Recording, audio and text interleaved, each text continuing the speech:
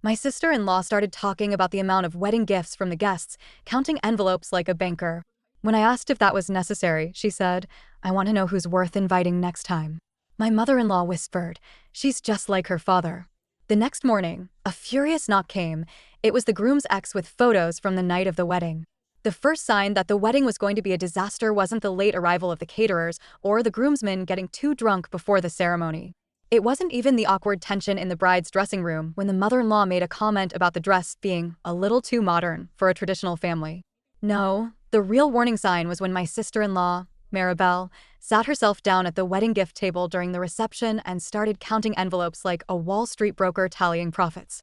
I had just finished a drink at the bar and was walking back to my table when I saw her, fingers meticulously flipping through one envelope after another, weighing them in her hands before tossing them into separate piles. I stopped in my tracks, watching her with a mix of confusion and disgust. "Are you seriously doing this right now?" I asked, stepping closer. Maribel barely glanced up. "What?" I gestured to the envelopes. "Counting gifts? At your own wedding reception?" She scoffed, stacking a pile neatly. "I want to know who's worth inviting next time." I stared at her. "Next time?" Her lips curled slightly. "Anniversaries, baby showers, future weddings, whatever. Gotta keep track of who's generous and who's just here for the free food." Before I could respond, I heard my mother-in-law, Dolores, let out a quiet sigh from the seat next to Maribel. She wasn't looking at her daughter, just swirling the wine in her glass, her face unreadable. Then she muttered, barely loud enough to hear, "She's just like her father." I looked at Dolores, then back at Maribel, waiting for an explanation. But the conversation moved on before I could ask. I should have pressed for answers. Maybe then I would have been prepared for what was coming next. The next morning, I was woken up by the kind of knocking that makes your stomach drop. The kind that means someone isn't just visiting, they're coming with bad news. Selena, my wife, groaned beside me, burying her face in her pillow. "Who the HLL is that?" I was already getting up, pulling on a t-shirt as I made my way to the door. I opened it and came face to face with a woman I didn't recognize. She was tall, her dark brown curls wild from either the wind or sheer frustration, her eyes burning with something between anger and exhaustion. She shoved an envelope into my chest. "Where is he?" I blinked, still half asleep. "Who?" The woman let out a bitter laugh. "Don't play dumb. Nicholas." "Where the HLL is he?" "Nicholas. The groom." Before I could respond, Selena appeared behind me. "I'm sorry, but who are you?" The woman's lips pressed together. Then she exhaled sharply and said, "I'm Adriana, his ex-fiancée." My brain stuttered over the words. "Ex-fiancée?" Selena's hand tightened on my arm. "You mean the woman he dated before he met Maribel?" Adriana tilted her head slightly. "Oh no, sweetheart. The woman he was engaged to while he was dating Maribel." I felt Selena's sharp inhale before I heard it. Adriana shoved the envelope into Selena's hands. "Go ahead. Open it." Selena tore it open, pulling out a thick stack of photographs. I leaned over her shoulder to look. We didn't even need to flip through all of them. The first one was damning enough. There was Nicholas sitting on the edge of a hotel bed, his white dress shirt unbuttoned, a smudge of lipstick on his collar. The timestamp? The night of his wedding. Selena gasped, her hand flying to her mouth. My stomach twisted. Adriana crossed her arms. "So, are you gonna let me in?" I stepped aside wordlessly, letting her walk into the living room. She didn't hesitate. She walked straight to the couch and sat down like she had every right to be there. Selena and I sat across from her, still in shock. "When was this taken?" Selena finally asked, though we already knew the answer. "The night of the wedding," Adriana said flatly. "Less than an hour after the reception ended." Selena shook her head, staring at the photo as if looking harder would change the reality of it. "But how? Why would he?" Adriana snorted. "Because he's a liar. A coward. And because he thought he'd never get caught." I looked at her. "How long were you together?" Adriana's jaw tightened. "For years." Selena and I both flinched. Adriana leaned forward, resting her elbows on her knees. "Look, I'm not here to ruin your morning. I just thought Maribel should know she married a CH-hating son of a beat CH." Selena stood up so fast the coffee table shook. "We're going over there. Right now." I barely had time to throw on shoes before she was out the door, Adriana trailing behind her.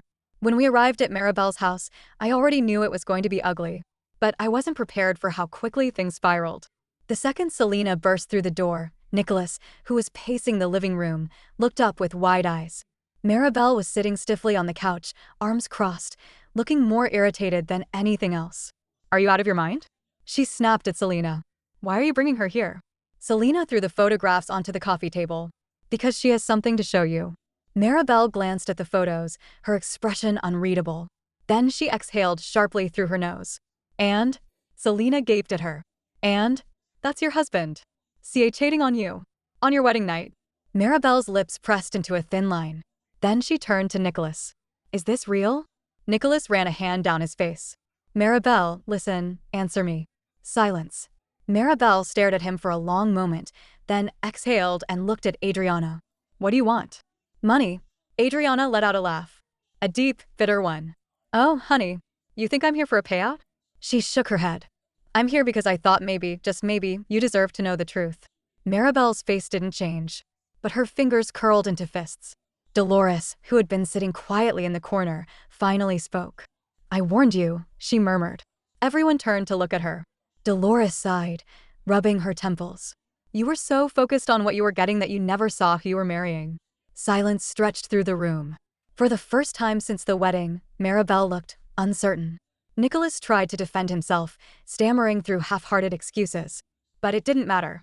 The damage was done. And as I watched Maribel sitting there, surrounded by wedding gifts she hadn't even opened yet, I realized something. She had spent so much time counting the money in those envelopes, calculating who had been generous enough to deserve future invitations. But in the end, the one thing she hadn't counted on was the man she married betraying her before the night was even over. Maribel didn't cry. She didn't scream. She just sat there, staring at the photos, her expression unreadable. Nicholas, however, was unraveling. This isn't what it looks like, he said, running a hand through his hair, pacing the living room like a trapped animal. I was drunk. It was a mistake. Adriana snorted. Yeah? Funny, because you weren't drunk when you told me you loved me the night before your wedding. Or when you promised me that you'd fix everything after you got through the ceremony. Maribel's jaw tightened, but still, she didn't say anything. Selena took a sharp step forward. Oh my God, Maribel, say something. Maribel exhaled slowly, rubbing her temple. What do you want me to say? Selena stared at her. Are you seriously asking that? Your husband cheated on you, on your wedding night, and you're sitting there like you're reviewing an accounting spreadsheet. Maribel's fingers curled into fists. I need time to think. Adriana let out a dry laugh. You need time. She shook her head, standing up. I'll save you the trouble. Your husband is a lying, cheating a-hole who spent years playing both of us. The only difference is, I finally got tired of the bullshit and left. But you? You married it. Nicholas turned to her, his voice tight with frustration. Oh, come on, Adriana. You really think you're some saint in all this? You knew I was getting married, and you still… Adriana moved so fast I thought she was going to slap him. Instead, she just pointed a sharp finger in his face. Don't. You. Dare. Nicholas clenched his jaw, but didn't say another word. Dolores finally spoke again, her voice eerily calm. You're disgusting. Nicholas turned to her, eyes flashing with panic. Mama, please. You know this isn't. She held up a hand. Stop. Just stop. She turned to Maribel. Do whatever you want, but don't expect me to feel sorry for you when this all falls apart. Maribel finally looked up. What the HLL is that supposed to mean? Dolores didn't blink. You knew who he was. You just didn't care, because you thought you could control it. Just like your father. The room went still. Nicholas frowned, confused. What does that have to do with anything? Maribel stood up abruptly, her entire posture stiff with tension. Nothing. Absolutely nothing. And we don't need to discuss it. Dolores gave a cold, knowing smile. That's what I thought. Selena's voice broke through the silence, sharp with disbelief. So that's it? You're just accepting this? Maribel turned to her, her face unreadable. I never said that. Selena threw her hands up. Then what, Maribel? What are you going to do? Maribel didn't answer. Adriana scoffed. Oh, for God's sake. You know what? I'm done. She turned toward the door. I came here to tell you the truth. What you do with it is your problem. I expected Maribel to call after her, demand more details, something. But she just sat back down. And when the door slammed behind Adriana, she picked up another unopened wedding card from the table, slowly tearing it open like none of this was happening. Nicholas let out a shaky breath and sat down next to her cautiously. Babe, listen. We can work through this. I made a mistake, but Maribel held up a hand, silencing him. Go upstairs. Nicholas hesitated. What? Her voice was firm. I need to think. Go upstairs.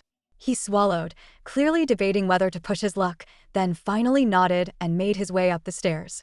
Selena turned to me, her eyes wide with fury and confusion. She's lost her goddamn mind. Dolores drained the rest of her wine and set the glass down with a sharp clink. No, she hasn't. She's just deciding how to play this. Maribel opened another envelope. Read the card. Pulled out a check. Then, finally, she looked up at us and said, I need you all to leave. Selena let out a disbelieving laugh. Are you serious? Maribel's gaze didn't waver. Very. Dolores stood first. Come on, she muttered. We're done here. I took Selena's hand, gently pulling her toward the door. She resisted for a second, her whole body vibrating with frustration, but eventually, she let out a harsh breath and followed me. We left.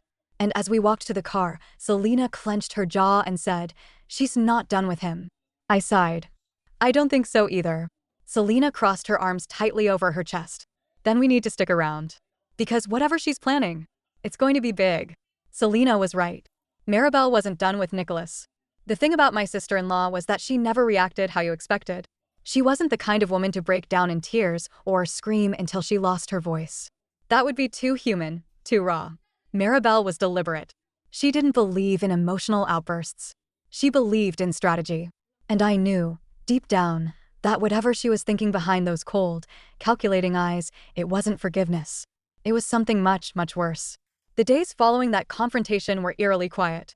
Selena tried to call Maribel several times, but every call went to voicemail. She's shutting us out, Selena muttered one evening, tossing her phone onto the couch. That means she's planning something. I exhaled. Or maybe she's just in denial. Selena scoffed. No, she's thinking. Maribel doesn't make a move until she knows exactly how to get what she wants. And Selena knew her sister well, because exactly 1 week later, Maribel made her move. It started with Nicholas. Word spread quickly that Nicholas had been unexpectedly fired from his job at the high-end real estate firm he worked for. He had been a rising star, charismatic, ambitious, a smooth talker who could sell $1 million house to a man who didn't even need one. But suddenly, gone. I found out through a mutual acquaintance who worked in the same industry. Apparently, someone sent an anonymous tip to HR, the guy told me over a drink one evening. They had proof that he was skimming commissions from some of his sales. Not huge amounts, just little bits here and there. But over time, it added up. I nearly choked on my drink. And they fired him for that? Oh, they buried him, the guy said with a low whistle. Word got around fast. No one will touch him now. I stared at him, stunned. Then I pulled out my phone and texted Selena.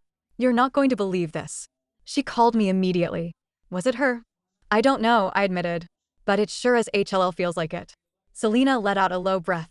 She's not finished. And once again, she was right.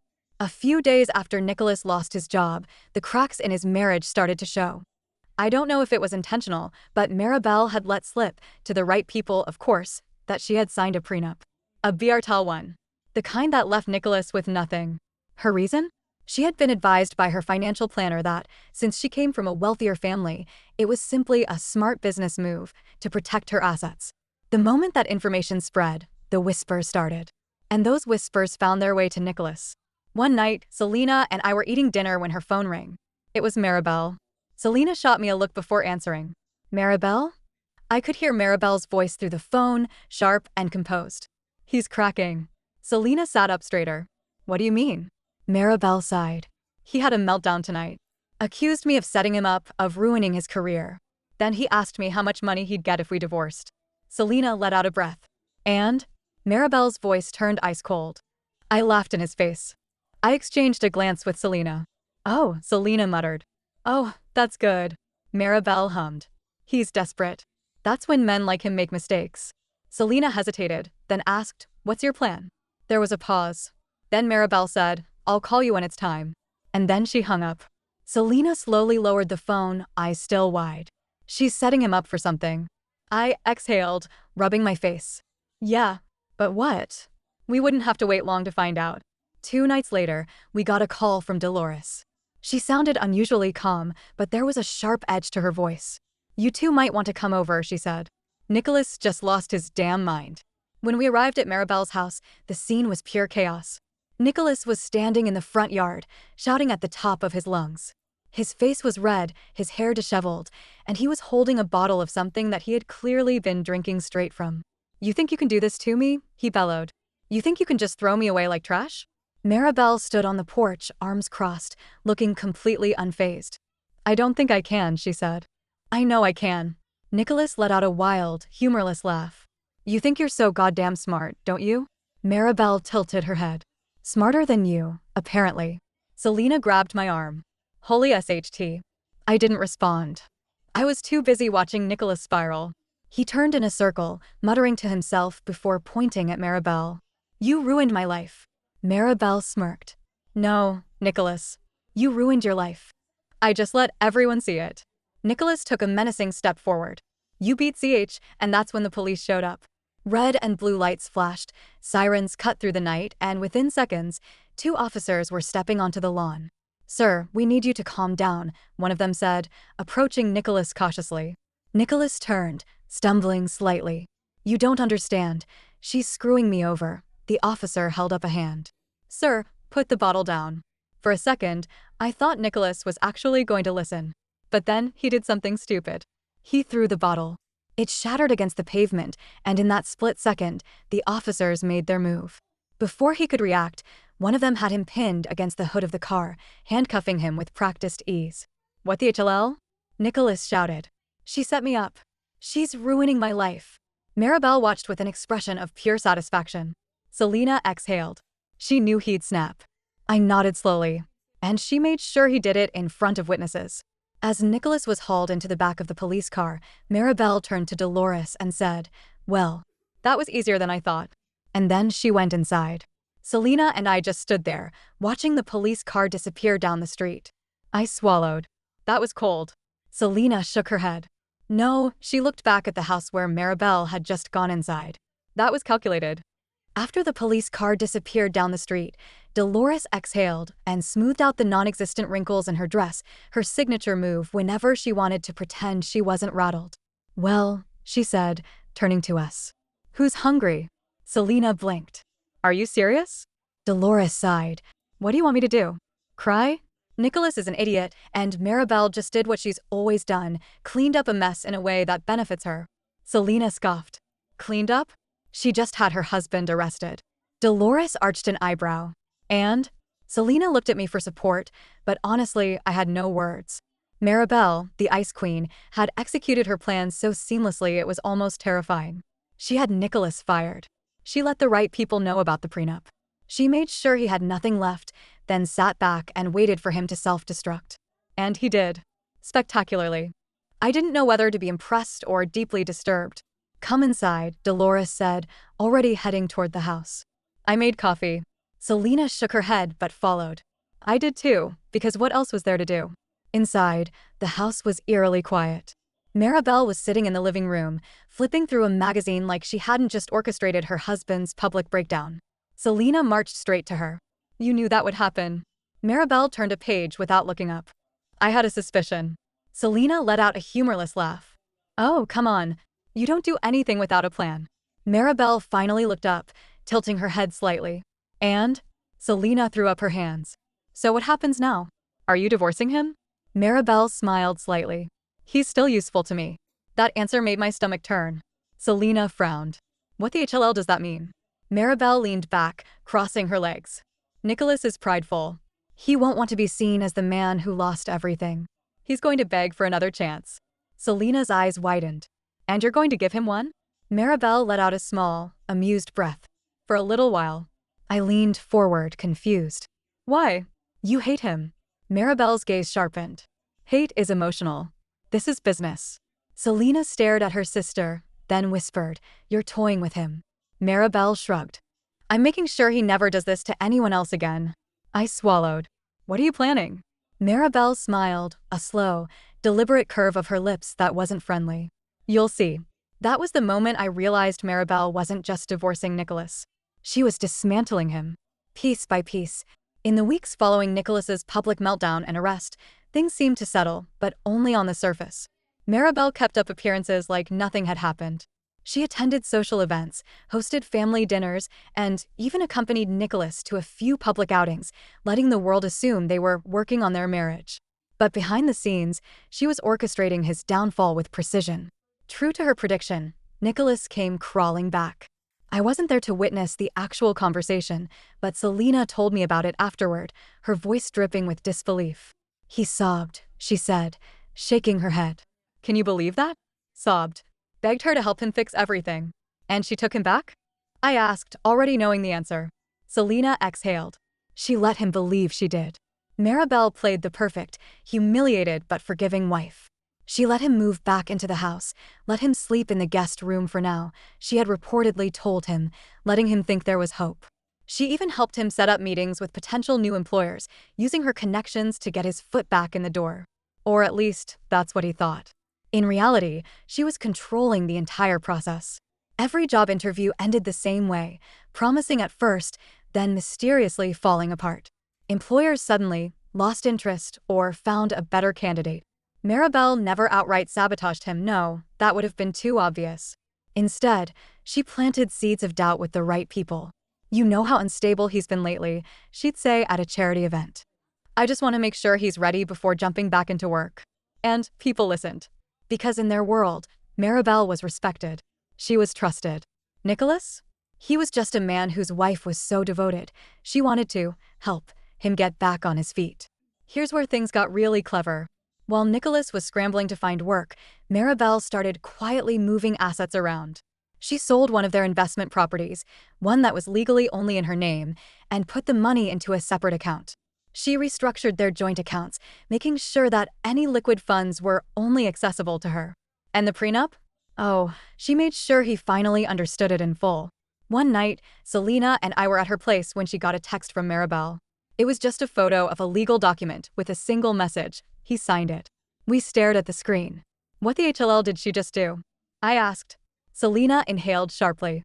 I think she just got him to agree to a settlement that leaves him with nothing. And sure enough, within days, the divorce was filed. At first, Nicholas tried to spin the story. She used me, he whined to anyone who would listen. She's heartless. She ruined my career, took all my money, and threw me out like garbage. But there was one problem. Maribel had receipts. The leaked emails. The texts to Adriana. The financial discrepancies at his old job that someone definitely not Maribel, Koff had made sure found their way into the hands of the right journalists. Bit by bit, his credibility crumbled. Then came the final blow. Maribel sat down for an exclusive interview, one that painted her as the gracious, wronged woman who had simply tried to save her husband from his own self-destruction. I truly believed in our marriage, she said, voice soft, eyes glassy with unshed tears. I wanted to support him. But in the end, you can't save someone who refuses to change. The public ate it up. Nicholas was done. No job. No money. No reputation. And to top it all off? A few weeks after the divorce was finalized, Maribel hosted a party at her newly redecorated home. She looked radiant. Carefree. Like a woman who had just shed dead weight and was thriving. And Nicholas? He showed up uninvited. I spotted him before Maribel did, standing near the entrance, watching her with a strange, unreadable expression. He looked tired. Defeated. The expensive suits and arrogance were gone, replaced with a cheap blazer and the weight of failure. Selena noticed him too. Oh no. No. What the HLL is he doing here? Maribel saw him then. And for the first time in a long time, she looked truly amused. She walked up to him, wine glass in hand, and tilted her head. Nicholas. He swallowed. Can we talk? Maribel took a slow sip of her wine, considering. We could, she said lightly. But I don't see the point. He looked desperate. I know I messed up, but can we just… Maribel cut him off with a laugh. Not cruel. Not mocking. Just genuinely entertained. Oh, Nicholas. She leaned in slightly, her voice low and full of quiet triumph. I already won. Nicholas flinched. She gave him a smile, one last, victorious smile, before turning on her heel and walking away. And that was it. That was the moment he finally understood. There would be no second chance. No comeback story. No redemption arc. She had taken everything from him, not out of cruelty, but out of justice. And he had no one to blame but himself.